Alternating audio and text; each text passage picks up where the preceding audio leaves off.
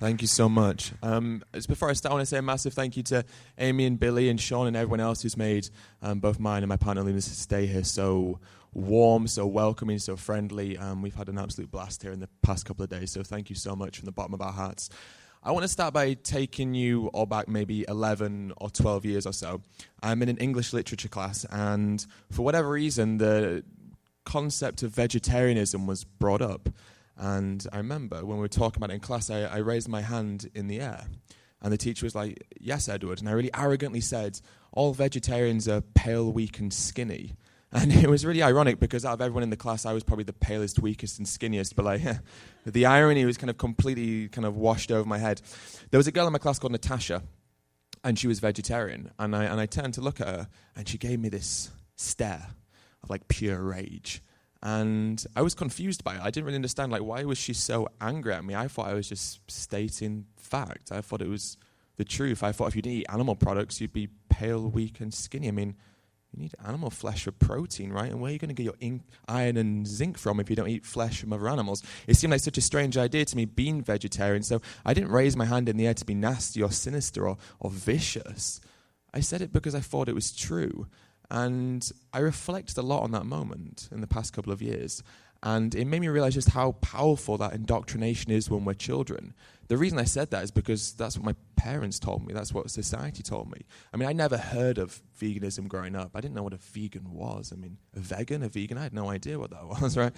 But every time that vegetarianism was brought up in my home around the dinner table, it was a joke.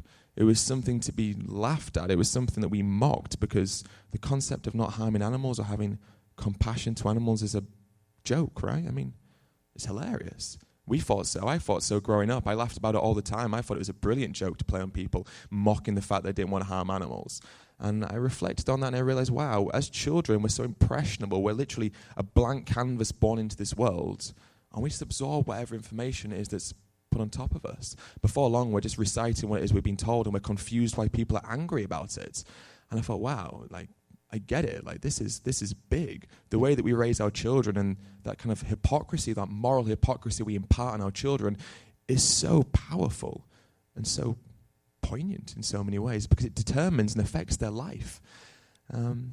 And that was a big thing for me to realize. That was a big revelation because I was aware of it, but until I applied it to my own life and applied it to an experience I'd had myself, I'd never really understood the magnitude of what that was. I want to go back now maybe 5 years.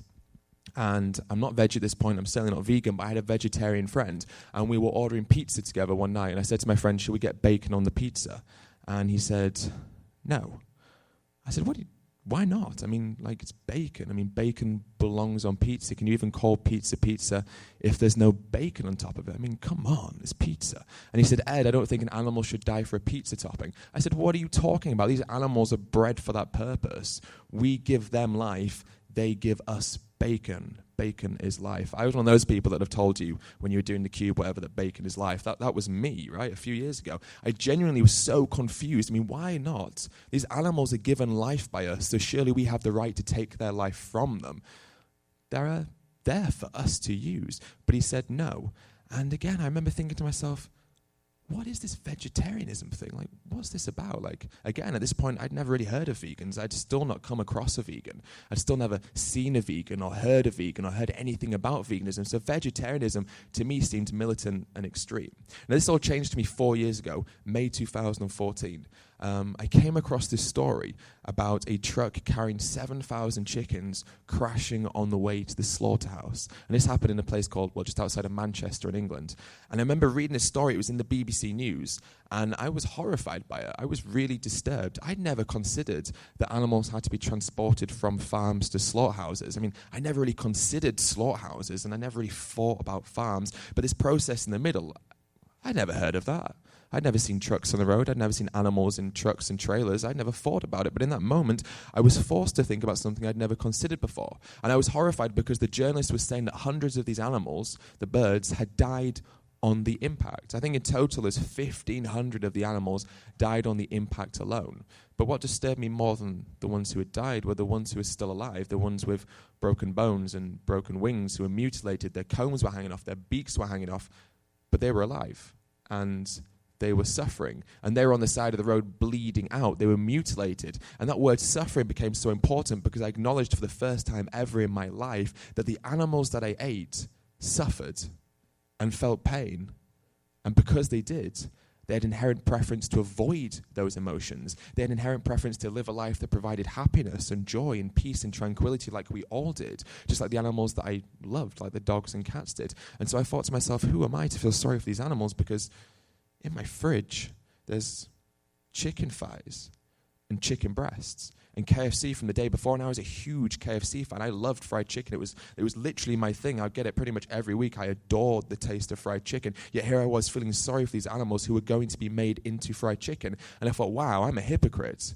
I'm a hypocrite because I feel sorry for these animals, or I claim to feel sorry for these animals. Yet the only reason they're in that truck or were in that truck is because people like me paid for them to be there, for our demand for their flesh and for their body parts. These animals should never have been in that truck to begin with, but they were there because of me. And so I made that change on that day to vegetarianism. And I think I always like to say to myself, if I knew about dairy and eggs, maybe I'd have gone straight vegan, maybe I'd done it. But I think it'd have been disingenuous for me to claim that, because when I was vegetarian, I thought vegans were weird. And I didn't get it at all. And I thought vegans were kind of this militant extremist, kind of animal rights, fundamental terrorists, ideologues. And I thought, wow, like these people are crazy. I mean, like, I'm vegetarian. This is enough, right? But dairy and eggs, like, animals don't die for dairy and eggs. I mean, cows eat grass and produce milk, right? I mean, that's the process. They graze in fields, they consume vegetation, just the milk comes out and we just drink it. I mean, what's the problem in that? And in egg farms, I always bought free range, so I thought the farmers just kind of wandered around picking up the eggs in these big, luscious green fields and put them in their little basket and sold them in Walmart or whatever. But I was under that impression. I'd never considered it before. I'd never looked into it. That's what I was told. I saw the glossy images on the packets of the flesh and secretions in supermarkets, and I believed it like so many of us did, because why would I question it? Why would they lie to us?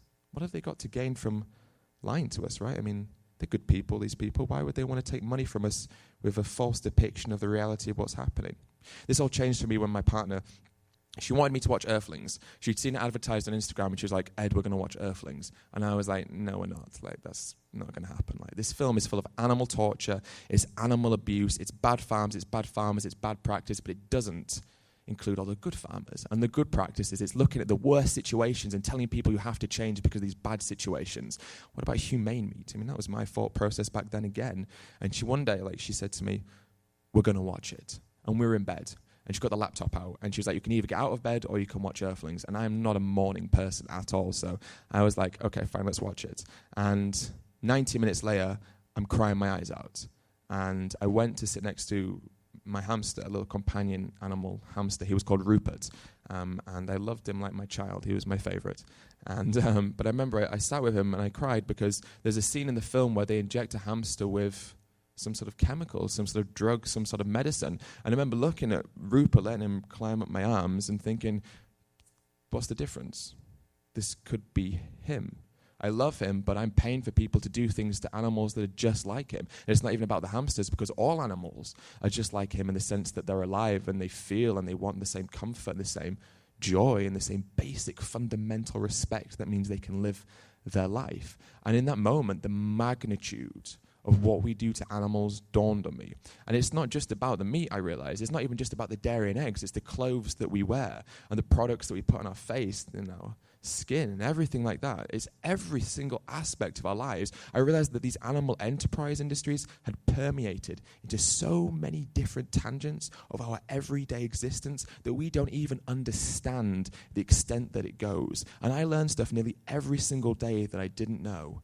And the extent at which we exploit animals continues to sicken me endlessly, because there is a never-ending stream of abuses and atrocities that we commit to other living beings. And in that moment, seeing that documentary, I thought to myself, how do I justify this?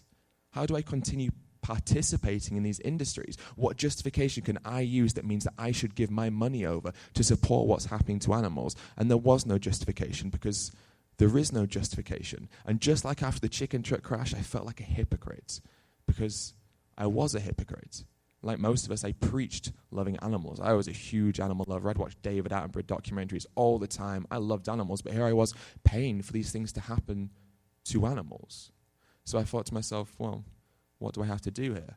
And the answer was simple. I had to become vegan, because to not be vegan was, again, to live in disalignment with my own morals. And I thought to myself, can I really talk the talk if I don't walk the walk, right? But again, I was vegan for a while without being an activist, and I was just so scared of being labelled as preachy or militant or extreme. I was at university at the time, so I'd go into my university and I'd be surrounded by my friends who were eating every single animal product they could get their hands on, and I didn't say a word. I was so desperately afraid that I'd get labelled with these stereotypes that I used to think. And I was so worried that I'd perpetuate these negative stereotypes of vegans that I didn't say a word. But this all changed after I saw the documentary Cowspiracy. And I saw it the night before, and I went into my university the next day, and I went, guys, like, I've just seen this documentary called Cowspiracy. It's crazy. Like, the way that we exploit animals is actually destroying our environment as well, our home. You need to watch this documentary. This is so urgent. This is about our planet, the only home that we have. And I remember this girl came up to me. She was called Rhiannon. And I remember her so well. She walked up to me, and she said, yeah, but you know that soy farming is really bad for the environment. And I didn't know what to say. And I looked at her blankly. No one had ever talked to me about soy farming, and I thought to myself, is my consumption of tofu destroying the rainforest? I mean, I eat a lot, but I don't think it's that much. Like, I'm a bit of a soy boy, but I don't eat enough to destroy the Amazon, right? And I am a bit of a soy boy. I love soy, but I thought to myself, this can't be true, but I didn't know what to say. I had no idea what to say back. And I remember in that moment when I couldn't answer her, this look came over her. It was the smuggest look I've ever seen in my life. It was so smug it got under my skin. And I knew that when she turned away, she'd go back to eating animal products with an eased conscience, because she'd asked a vegan something, and the vegan couldn't respond, so she'd won. And therefore eating animal products was fine because she'd won in that debate. And I remember thinking to myself, never again. Like, I don't want to see that smug face again, because that irritated me. And most importantly, I don't want to be the one who allows someone else to go eat animal products with an eased conscience. And I thought, well, what am I going to do about it? I thought, I've got to research this. I've got to look into this, because I realized very quickly people are going to ask me questions. And as soon as people find out you're vegan, it doesn't matter if you want to be quiet or not, people will ask you questions. So I thought, I need to be prepared. So I researched as much as I could, and I found out, well, the thing about soy farming is that over 85% of the soy we grow, we feed to livestock animals. And that's why soy farming is so bad, because of the animal agriculture industries. But I learned so much more. I watched documentaries, I read books, I read articles and studies, and basically tried to absorb as much information as possible, that's so in the future, if anyone ever approached me again and said something to me, I could respond. And then I sat with this information for a while, and I remember thinking, well, this isn't good enough, because I know this now. And through researching, I've realized just how horrible this all is, and how worse I'd even imagined that it could be. And I thought, well, I can't wait for people to come to me. I have to go to people. I have this information now. I have to be the bearer of this information and spread it to people. I have to be the messenger now, because simply knowing this isn't good enough if I don't speak it or preach it. And now I remember thinking to myself, well, who cares if I get labeled? I mean, I am militant. I care about this. This is important. I'm going to fight for it. If that makes me militant, then I'm militant. If it's preachy to speak the truth, then I'm the biggest preacher you've ever heard. And if it's an extremist to care about animals, then I'm the biggest extremist you've ever met, because these animals deserve our care. And I remember thinking, I don't care about these labels anymore. I don't care about these stereotypes. They're there to make us sit back in fear. They're used to make us not want to speak up. But if we get past that fear, if we put those labels aside and we don't care what people expect from us anymore, then we can liberate ourselves to speak up, and we can empower ourselves to have the courage to speak up. And so I started doing so, and I quickly realized how people have the same arguments, and it's this cyclical system of arguments. And someone said something to me really interesting today, and they said, we've researched so much about veganism, but the people we speak to have never really researched veganism, yet they all have these answers just ready to go. They have these excuses ready to go. They've not even questioned it, but they all have the same ones. They're just good to go. That's interesting, right? How society's indoctrinated us with this rhetoric. How our culture has indoctrinated us with this rhetoric. We're so unconscious. We're almost like zombies wandering around buying products without ever questioning why. And as soon as we have this tape we can press play, and it just splurges out the same excuses as everyone else. Fascinating. But I realized this so quickly, but I also realized that people are good. And even though they do bad things, they don't do so because they're bad people. They do so because they've been brought up in a system that endorses and normalizes this behavior. And when you speak to people, I realize that actually deep down they all share the same values and they still agree.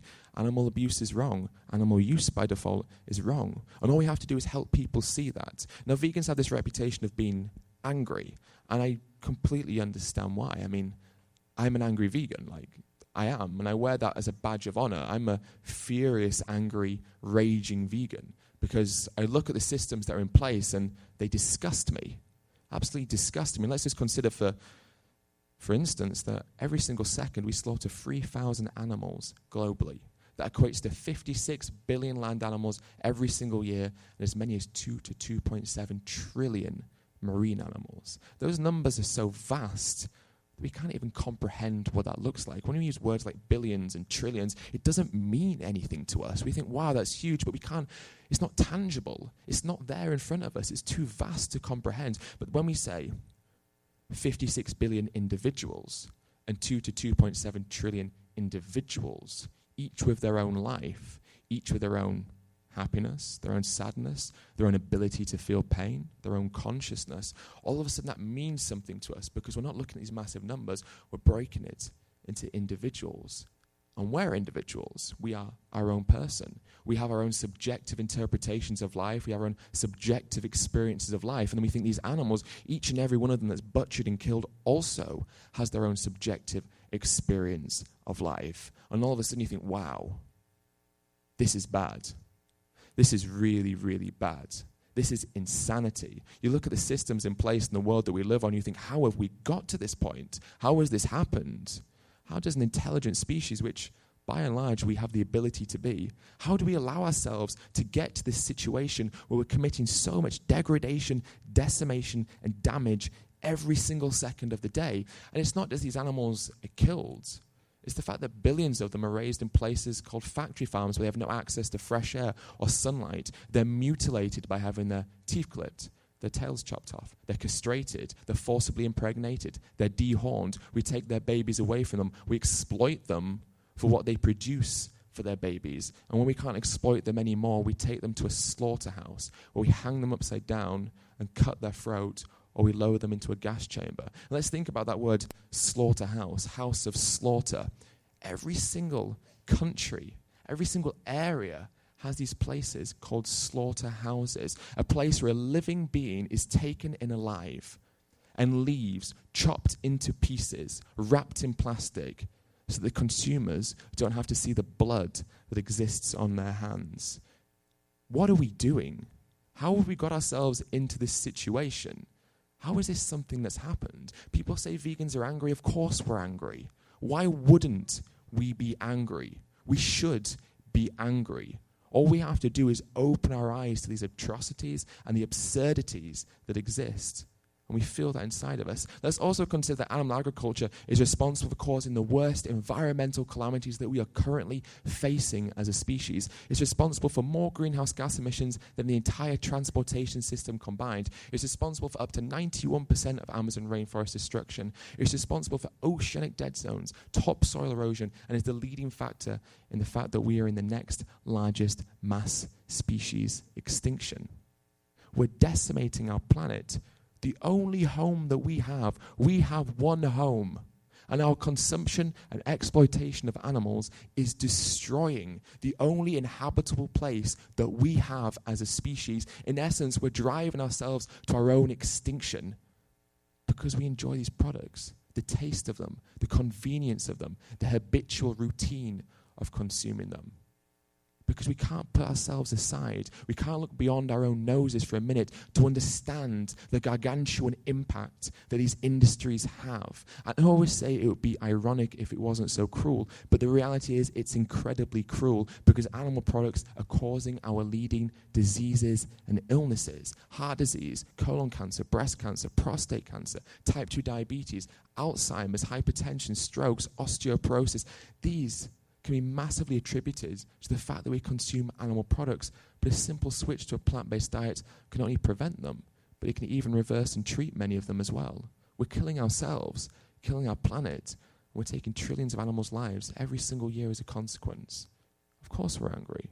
And every time I say that, I feel that burning inside of me. I feel that anger and that rage and that passion inside of me, and I think this doesn't feel good. And when we sit with anger, it can be such a negative experience because anger fills us with hopelessness. And hopelessness turns to apathy, and apathy turns to inaction. And what we desperately, desperately need is not more inaction, but more action. So we have to use that feeling we feel inside of us, that anger, that passion, that rage, whatever you want to call it, whatever you want to label it, that feeling that sits in our tummies when we look at what's happening. We use that to channel what we do, to channel our activism. We use that feeling to get up in the morning and go to a slaughterhouse or go to a cube or to talk to someone that we didn't want to talk to or to have that conversation that we feared having. We use that emotion that we feel to channel ourselves because when we put that emotion to good use, it means we can achieve so much. Now, one thing we always get told is that individuals can't make a difference. One person can't make a difference. But this is so untrue. It only takes one person to create a huge amount of difference. Every single voice, the voice that we all have, has the ability to change 1,000 minds, 10,000 minds, 100,000 minds. The reach that we can have with our voice, the one individual voice that we all possess, is infinite. And the change that we can create in this world is infinite. But it's so much easier than that. Because every time we go into a supermarket or a restaurant or a cafe or anywhere that serves animal products, anytime we go into these places and we buy the vegan option instead, we're voting for the world that we want. I mean, the only reason these places sell those products is because we buy it, which is empowering for us to know, because we can change what's sold by changing what is bought. That supply and demand system works in our favor because every purchase we make, we are voting for the kind of world that we wish to live in. A world without violence, a world with tolerance, a world of equality, a world with peace, a world that possesses basic respect and basic kindness and compassion. But I believe we have to do more than that. I don't believe that's enough. I don't believe living vegan and buying vegan is enough. Sometimes people tell me that veganism is the moral baseline. This is what I used to believe. I thought being vegan was the absolute minimum, but I don't believe this to be true. I believe that vegan activism is the absolute minimum. And there's an analogy I like to use that summarizes, I think, this quite succinctly. And the analogy goes, there's a man walking down the road. He comes across another man that's beating a dog with a stick. Now, the man walking down the road is faced with a dilemma because the man with the stick says, I have another stick. Come join me and we'll beat this dog together. So the dilemma the first man faces is this. The first choice he can make is he can say, sure, I'll beat this dog with you. I will take that stick that you have. I mean, it's socially acceptable because you're doing it. It must be normal because you're doing it. And we'll beat and kill this dog together. That's very loosely non-veganism. Importantly, the second choice the man can make is he can say, I see what you are doing. What you are doing is wrong and immoral. And as such, I will not participate in the action of beating and killing the dog. In essence, the second choice is veganism because veganism at its heart is non-participation. It's seen in industry or an action that you don't agree with and you understand to be morally repugnant and saying that you will have no place and you will not perpetuate that system of violence. But importantly, if the man takes the second choice or the second option, the dog still gets beaten and the dog still gets killed. The third choice the man can make is he says, I see what you are doing. What you are doing is wrong and immoral, and not only will I not participate in the action of beating and killing that dog, but I am actively going to intervene and stop you and save the life of that dog. The third choice is vegan activism. It's the only choice that we can make that actively intervenes and saves the lives of animals. And this, to me, is why vegan activism is the moral baseline. Because if we were in that situation, that's what we would expect. If we were in that situation, we would expect those who said that they cared about us to intervene and actively save us. If we expect that for our own lives, then why shouldn't we deliver that for the lives of others? And this, to me, summarizes it perfectly. If we're in that truck on the way to the slaughterhouse, if we were in that slaughterhouse, if we were in that fur farm or in that factory farm or even in that local, organic, humane, family-raised farm. It doesn't matter what system of animal exploitation we were in. If we existed there and our fate was the same as the fate these animals face today, we would want those who said that they cared and loved us to intervene and fight for us and to raise their voices and to stand proud and empowered and do what they can to save us. That's what we would want, which is why we have to do that for others. I strongly believe that the life that we have is not just for us, but our life should be a vessel to create a better world, the world that we want to live in. We all know what that world is. In fact, let's think about it. We want to live in a world of like-minded people. We want to live in a world that when we leave an event like this tonight, we don't go back out into a society that normalizes violence to others. We want to go into a supermarket and not be faced by the morgue that exists in every single one. We want to walk down the street and not see people chomping down on the flesh of others. We want to leave an event. You know what? We don't even want an event like this, because an event like this would be redundant in the world that we want. What we want is a vegan world. It's not that abstract. It's not that extreme. It's so simple at its core. It's a world that teaches prosperity and tolerance. A world where we understand that all life should be granted the basic respect to live that life no matter what species they take, no matter what cognitive abilities or intelligence they have, or what form they have, or what they look like. These irrelevant and unnecessary criteria don't apply in this world, because we understand in the world that we want that life is sacred and should be cherished. But if we want to create that world, we have to ask ourselves, what are we going to do to create it? That world is there in front of us, out there, just in reach. And all we have to do is reach out, grab it, and pull it towards us. It's not going to come towards us. No one's going to push it towards us themselves. We have to be the ones to reach out and take it. And that world is there for us to take. And if you want it, reach out and take it. And the way we do that is by standing up for what we believe in, by empowering ourselves to understand that we have that voice that the animals desperately need. And by voice, I don't even mean the literal voice, the voice to speak. I mean the voice inside all of us with the skills and talents that we all possess, the thing that makes us tick, the thing that we're good at, the thing that we can present to the movement and offer to the movement. You don't have to do what others do. You don't have to do what you see others doing. You have to do something. Just something to make that difference. Because these enterprises, the ones that oppress and exploit animals, are so diverse and so fierce that they need us to attack them for every single angle. We need every voice, every skill, every talent, every person to stand alongside everyone, to empower each and every one of us, to understand that that voice that we have, whatever form it takes, is powerful, beautiful, courageous, and world-changing, because it is. So find it within yourself. Find that thing within yourself that sparks that fire, that you can use that anger to channel and fuel and pursue it. And don't ever stop pursuing it, because every step we take is progress. And what I love about activism is kind of like life in general. It's a journey. Life is a journey, and we never know or can never expect where we're going to end up or the experiences that we are going to have. And that's why I love activism, because you're always growing, always learning. We should always self-reflect, have that humility to learn from each other, to learn from the mistakes that we make, and always progress and strive forward to do better. Because when we know better, we have the obligation to do better. What a wonderful thing, knowing that we can progress as a species, progress as individuals, and bring about significant change doing so. Now, I want to talk about two experiences that I had. And the reason I want to talk about them is I think that there was lessons that I learned personally from them that have really defined who I am today. And they're experiences that I'm going to hold, for better or for worse, with me for the rest of my life. And the first experience I want to talk about is when I visited a dairy farm. And we were on this dairy farm, and we were looking around, and we were documenting the general situation the cows were in, and we knew what we were going to expect to see when we arrived there, and it was totally meeting our expectations. Now, there were farmers on this farm on that particular day, but they didn't seem to really care about us being there. They didn't seem to really care about our motives, so we kind of continued to do what we were doing.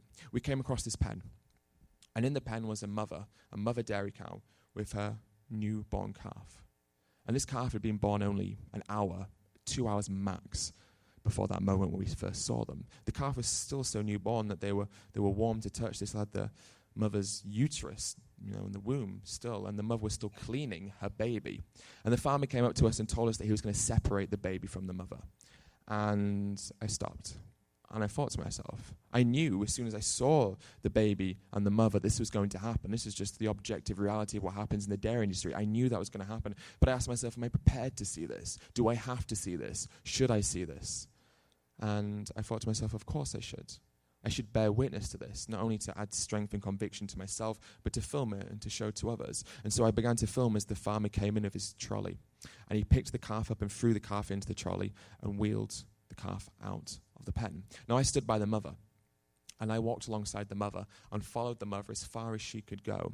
And then the farmer turned around and closed the gate on her. That was the last time that mother would ever see her baby, as she watched that baby, her baby, being wheeled away from her. I looked into her eyes at that moment, and I saw what I expected to find: fear, anguish, pain. But I saw something else in there that struck me even worse than that. I saw confusion, and it broke my heart, because I realized these animals are confused. They don't understand. We do all these horrible things to them, but they have no context or understanding for why we do these things to them. All they know is they've been born into a world of suffering and pain and fear, and no one can give them an explanation for why this is happening. And I think about all the times that I feel fear and how confusion exasperates the problem. When we're confused, it makes it so much worse. And I looked into her eyes then, and she pleaded with me with her eyes. And I didn't do anything. What could I do? I don't know. I looked at her and I felt so much guilt, so much sorrow, so much anger, so much frustration, but not the system, but myself for standing there and idly watching. Why didn't I do something? Should I have done something? Should I have grabbed the calf? Should I have run with the calf? What should I have done? Should I have done anything other than just film? I followed where the calf had been taken to this little prison, a little isolation cage. And I sat by the calf and I put my arm through the prison bars and I stroked the calf. And the only thing I could think to say is, I'm sorry. And I said it again. I'm sorry. I'm so sorry. I'm really sorry that you're here. But it felt so empty to me. These words were meaningless. They didn't help. The calf was still there. The calf couldn't leave. Me saying sorry didn't save the calf's life. It was almost insulting for me to sit there when I could get up and leave at any point that I wanted. I could go home and spend time with my loved ones. I could sleep in a nice comfy bed and do the things that made me happy whenever I wanted to. But the reality for this calf is that they would spend their entire life in this system of imprisonment and enslavement until the day that they were killed. And all I could say was, I'm sorry. And I thought, this isn't right. This isn't good enough. So I made a vow to myself. I made a vow to myself as I looked at that calf in that prison in front of me. And I said to myself that as long as oxygen flows through my lungs and blood pumps through my veins, with every second of life that I am given, I will fight. And I will fight to make sure that in the future, no other animal will ever have to suffer the pain, anguish, fear, and confusion that these animals before me today feel. I made a vow that in the future, I would fight for a world where all babies can be raised by their mothers, where all life will never have to endure that suffering. And I made that vow to myself as a commitment. And I looked that calf in the eye as a sign of commitment to know that I would never, ever waver from that vow that I made on that day. And that's how I feel every single second of the day. If I ever doubt myself, if I ever think I don't want to do something, I think about the vow that I made. And I think about the commitment that I made. And everything else, the anxiety, the pain in my life, the nervousness, that thing in my head that says, don't do this, stay at home, you don't want to do this, becomes irrelevant, insignificant. Because the life that I want, I can live. I still have happiness. I still have my loved ones. I still have my mother. I still have all the things I cherish deeply towards me. And as such, anything that I feel that's negative is insignificant. And that's what drives me every second of the day when I think about that moment. And the second experience I'd like to talk to you about happened at a slaughterhouse in Manchester in England. This slaughterhouse is called Tulip Slaughterhouse, and they murder pigs there.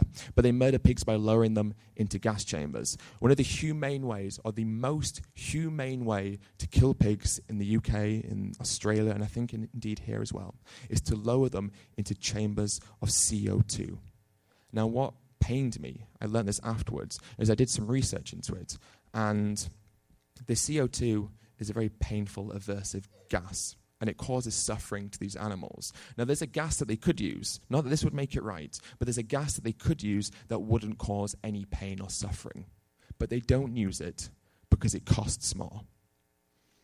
So they claim to care, and they claim to be humane, yet there's an alternative there, aside from not killing, of course, that wouldn't cause them pain, and they still don't use it because they'd lose money through using it. I remember I stood by this slaughterhouse. You can go down a dog walking path, and there's a little gate, and you can walk up to where the gate is, and you're maybe about 10 meters, maybe less, from the kill floor. You've got the kill floor here, and you've got the holding pens, and you can hear the animals through the gates. They're so loud that you can't even talk to the people stood next to you because their screams are so abrasive, like a wall of noise. And you can hear as the pigs are taken from the holding pens, taken to the gondola, the rotating gondola, lowered into that chamber of CO2. You can hear them scream and thrash and bang against the bars. And then you can hear them go quiet. And you know in that moment they've died and have found peace for the first time in their life. But then it starts again, and the gondola comes back up, and 3 more pigs are loaded, and the process continues. And this gondola turns day in, day out, day in, day out, day in, day out. It's turning probably right this very second. Not just in that slaughterhouse, but in slaughterhouses all over the world. And I stood there, and I cried. And afterwards, someone said to me, "Why did you go? Why were you there when you knew it'd make you feel upset?" I knew what I was going to hear, but I went anyway. And they said, "But why would you do that to yourself? Why would you put yourself through that?" And I said, "It's very simple. These industries reduce these animals to nothing other than numbers, to property. They want us to think that they don't exist, that they're not individuals. They want us to ignore their suffering. That's how they survived, by making us ignore their suffering.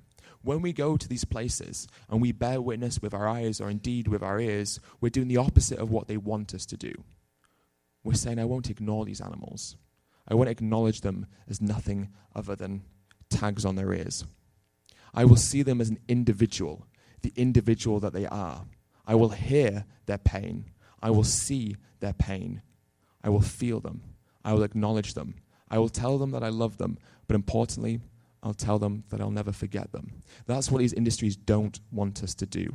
They don't want us to recognize these animals. They especially don't want us to make others recognize these animals. But when we do that, we're going against what these industries want.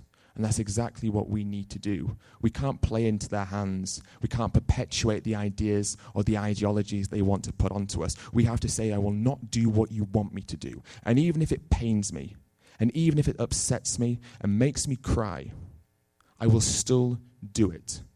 Because what I stand for, the injustice that I stand against, demands that I do it.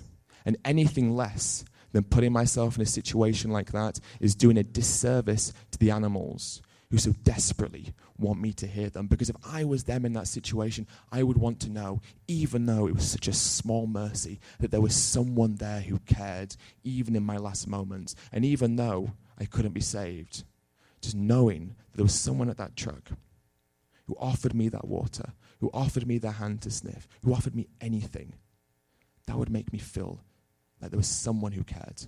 We need to make them understand. And even though they may not have the comprehension that we do as individuals, and that may be anthropomorphizing their capabilities, but we still owe it to them to do it nonetheless. And so I think about those experiences, and they add to that fuel that I feel, and they add realism to the situations that we're against. And before I saw animals in these places, I was able to distance myself, and I was able to tell myself, this isn't happening. I could tell myself the world is changing. The world is changing. Don't Mark my words, the world is changing. But I could kid myself into thinking it's changing faster than it is. We can see these studies and we can see this data and all this wonderful news, which is so uplifting to see. And it tells us the world is changing so quickly because it is. But the problem is when we see it, we can convince ourselves that the fight is over, that the battle we're facing is done, that we've done the hard bit and now the world is changing without us. But that's not true. The world is progressing so quickly. It's accelerating towards the world that we want at an exponential rate. But we can't sit back now. We can't be idle now. Now is the time where we need to push hardest. And I use words like fight and battle and war, but I think it's so important that you understand that the fight I'm referring to is not a fight of violence. It's not a fight against nations or people or cultures or religion. It's a fight against ignorance and apathy. And the only weapon that we need is the truth and a voice to speak that truth. All we have to do is relay the objective reality of what is happening all around us. They hide this from us. They hide the objective truth from us because they know it's what will destroy their industries. They fear us, these industries, and they should fear us because every single day our numbers grows stronger. Our strength and our conviction grows harder, and our determination grows ever more fierce. They realize that. They realize their days are numbered, and their days are numbered. So let's show up at every opportunity that we have and tell them that and prove it to them and show them the world is changing and they have two options: to stand on the right side of history or to stand on the wrong side of history. And mark my words, the future will look back today and it will define people by where they stood in this very moment.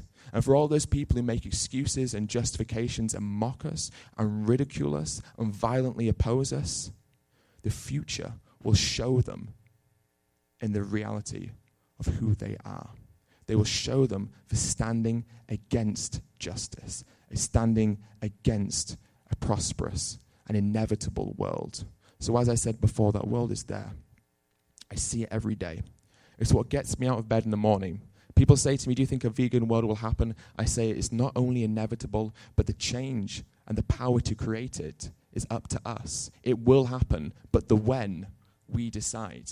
Now, every time we have a conversation and we take the opportunity to speak up and do what we can in that moment, we bring the when closer to the present. And every time we say, no, I don't want to, or we sit back, or we become comfort, or we remain comfortable, or we become apathetic, we push that when into the future.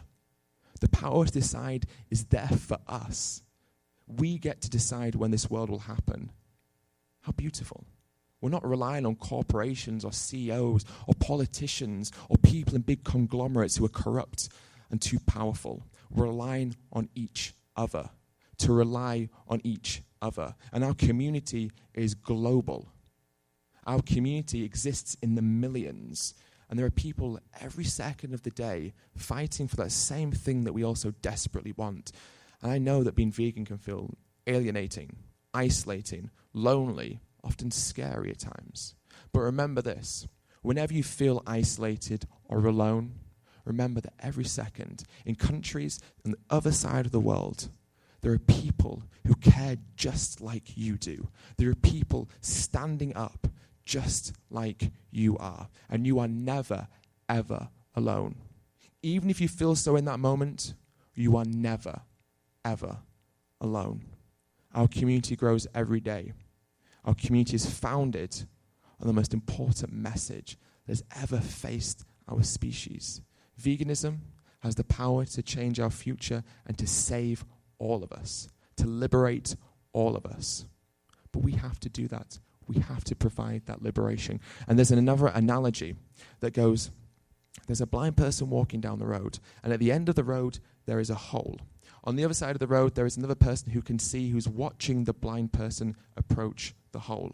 If the blind person falls into the hole, it's the fault of the man who can see and who says nothing. We are the ones who see. When people shop unconsciously, without knowing the reality or the other side, the narrative that is shoved down our throats from the moment we're born, then they can't be blamed. But if we don't speak up and people continue down this path towards the abyss, we can be blamed. The accountability lies on our shoulders, each and every one of our shoulders. That burden of responsibility is on all of us. We can't expect the few to create the change that we want. We have to expect all of us to create the change that we want. And the more of us who do, the lighter that burden becomes, the lighter that weight becomes, and the easier it is. So will you stand alongside me? Will you stand alongside me and raise your voice with me and hold your placards high with me and stand proudly with me and walk into the future that we want together? Because when I'm old and I'm looking back on my life, I want to say two things. I want to say, what the hell were we thinking? What the hell were we thinking when we decimated, mutilated, tortured, and brutalized living beings? What the hell were we thinking when we brought our planet to the brink of destruction because of our selfish desires to continue living the way that we always have? What were we thinking when we tied animals down to laboratory tables and justified it by saying beauty, vanity, and science? What the hell were we thinking when we locked animals in cages, skinned them alive, and called it fashion? What the hell were we thinking when we goaded animals onto walking across tightropes or jumping through fire hoops and dare to have the audacity to call that entertainment? Who were we? But importantly, I want to say thank goodness. Thank goodness we changed. Thank goodness we understood the moral imperative to change. Thank goodness we saved the planet when we still had that chance. Thank goodness we woke up to the atrocities that we were committing and understood the importance of every life on this planet. Thank goodness we looked at ourselves. We looked at ourselves in the mirror and we said, what are we doing? What are we thinking? How have we got here? And should we make that change? That's the world that I want when I'm looking back. I want to reflect and see that progress. And if you want to see that progress too and reflect in a similar way and see that genuine change has happened, then ask yourself, what am I going to do? What are we going to do today, tomorrow, and every single day that exists in the future to create that world? Because like I said, and I'll say one last time, it's there, in front of us. All we have to do is take it, make it ours, believe in it, nurture it, foster it, fight it, and create it. Thank you so much for listening.